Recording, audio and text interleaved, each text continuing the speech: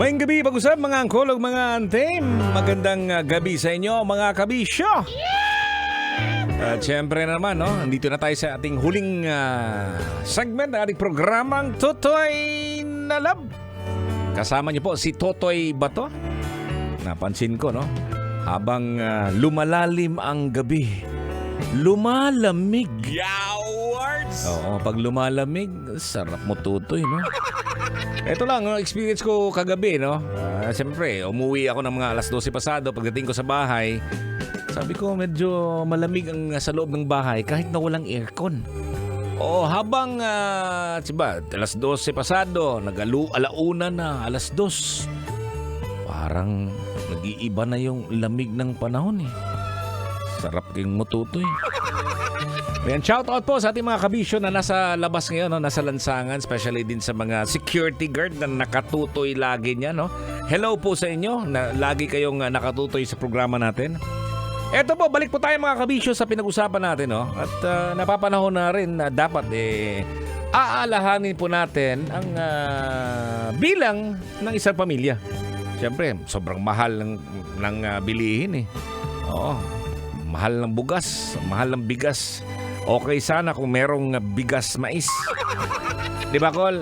Ikaw, ante, no? Nakakain ka ba ng bigas na mais? Sa ating mga pamangkin dyan, no? Sa mga bata-bata dyan, siguro, hindi nyo alam yung mais. Masarap yung mais, hindi lang yung, yung nilagang mais. Yung gagawing bigas, ang sarap nun. Oo, tas pares mo yan sa ginamos.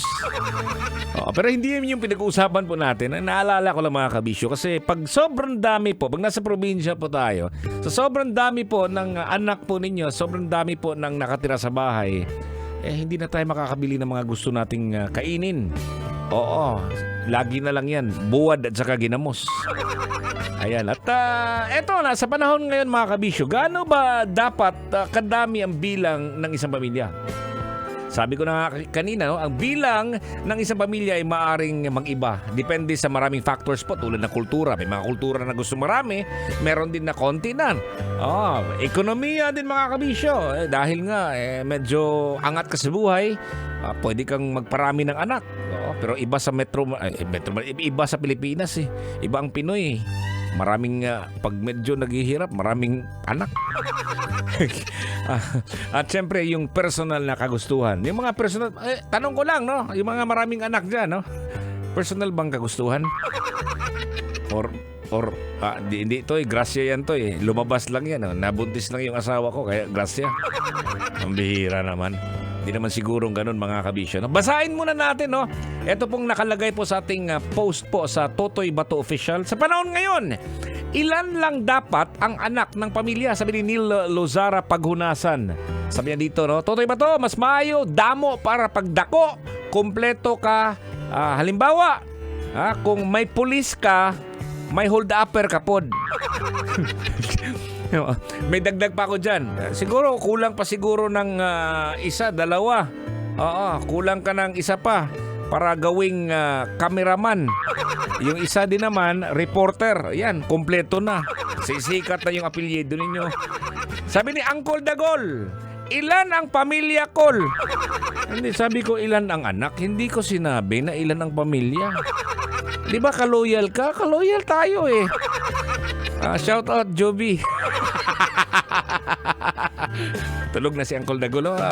Pakinggan mo si Uncle Dagol at saka si Tanya Chinita. Umaga 5 to 8. Sabi ni Argel Colaste, Lods, dapat tulang, madaling gumawa, pero yung iba sa sobrang dami ng anak, di may bigay ang mga pangangailangan ng anak, kaya aawat na sa 2. Ayan, pwede. Sabi ni Melody Evangelista Asinas, no? Wala sa panahon yan. Nasa kakayahan. Yan, totoo yan. Yowards! Yan, kahit isang dosena pa, basta kaya mong buhayin at ibigay ang pangangailangan nila, go! Yan, tama, no? Sabi ni Jobert Vertodaso, isa sa mga masugid natin mga tagapakinig do, dapat talaga Idol Totoy Bato para maalagaan at mabigyan ng magandang kinabukasan. Shoutout sa lahat ng mga Bulacan Overdrive Grab drivers, lalo na kay Nel Besa Peñafel at Daddy George Gabatino. Salamat! Ayan, maraming salamat, no? Talagang idol ko nimo. Yowards! Awards, oh! Torvic Espinosa, isa lang bawat asawa. Sabi na, labi na kong daghan kag pamilya. Tama din naman yun. Oo, isa lang dapat. Ligaspi Cecil Bardita Javier. Tulang po ang call kasi ang hirap talaga ng buhay ngayon. Tama. Oo, ito na. Tama naman. Meron akong 2 anak. Oo, okay pala yung 2 anak. Awards, oh! Sabi ni Rodney Gomes, dapat 3. 4 years ang gap. Oy, wag ka ha. 4 years po ang gap po namin. Ang next ko po, no? Yung elder brother ko, 4 years yung gap.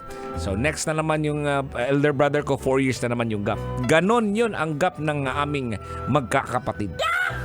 Sabi ni Evelyn Tante Hernani, duha lang call, Totoy Bato, para walay daghang ulugtasan, oy. Kapoy sige syagit og daghang anak. Totoo yan. Tama yan. Dan Lester Marpuri, no? 2 pag mahirap ang call. Pag naman mayaman, kahit 15. Ha ha ha. Tama naman doon. No? Eileen Dalantar Bukay, no? Tulang toy. Para gamay pakaunon, mahal ang bugas. Ayan. Alam mo mga kabisyo, no? Yun lang yung mga ninyo, nakakatawanan. Ganun yung programa po natin. Hindi tayo nagagalit, ha? Masaya lang tayo sa programa natin. Good vibes lang. Feel good lang talaga dito, ha? Awards, oh! Pag hindi mo matanggap yung feel good dito, Lucion, yun ako na yung mong kigol. Ayan. Alam mo mga kabisyo, no? Ang critical na aspeto po ay ang kakayahan ng isang pamilya na magbigay ng sapat na pangangalaga, edukasyon, at mga pangangailangan sa kalusugan sa kanilang mga kasapi, no? Sabi ko nga, gusto ko maraming anak, no? Kung pwede lang sana mag-alaga lang tayo ng baka.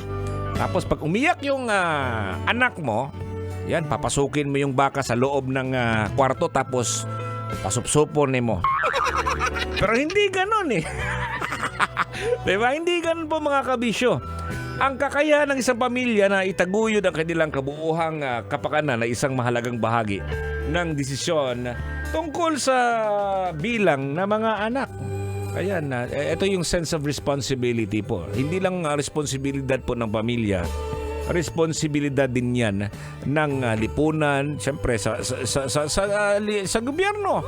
Anak ka na ng anak, tapos ipapaasa mo naman sa gobyerno. So, kulamig yung Lucion, yun ang imong kigol. Di ba? Wag ganun dapat. Dapat yung responsibilidad nyo po. Ayan, at marami pong salamat sa lahat mga nakatutoy at sa mga hindi ko po nabasa. Sana hingi din ako ng sorry sa mga hindi ko nabasa dahil nga sa sobrang dami po ng mga nagmensahe po sa atin. No? Daghan kayong salamat. Totoy na Love every 9 p.m. till 12 midnight, Mondays through Fridays. Siyempre kasama niyo po si Totoy Bato. Amping po mga kabisyo. Dinilang yun na sa 90.7 Love Radio. May gabi. Sasakyan si Ka.